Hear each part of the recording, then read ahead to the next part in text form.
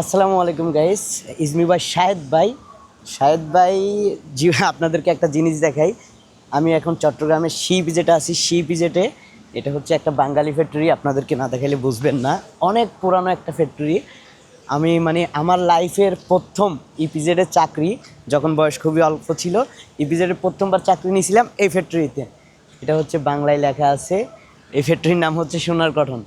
এটার পাশে আছে হচ্ছে চিটাং ফ্যাশন, এটার পাশাপাশি অবস্থিত আর কি। আবার এইটার পাশে হচ্ছে ক্যাজুয়াল, ফেসিফিকের যে ক্যাজুয়াল, এটা অনেক একটা পুরানো ফ্যাক্টরি।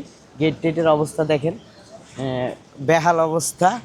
এটা বাঙালি ফ্যাক্টরি, এখনও হয়তো বা এখানে মানুষ চাকরি করে। আমি যদিও এখানে তেমন একটা আসা হয় না, আজকে 5টায় ছুটি হওয়াতে ঘুরতে ঘুরতে চলে আসলাম আমি।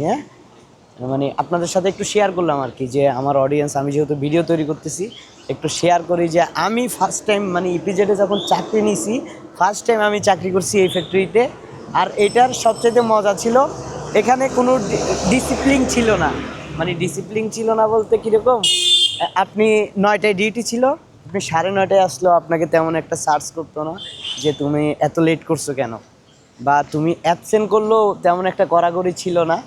এখন প্রায় 27টা বছর আগে আমি চাকরি করছি, এখনও নিয়মকানুন জানি না করা হয়েছে কি না, কিন্তু মানে আমি আমার অভিজ্ঞতাটা শেয়ার করলাম।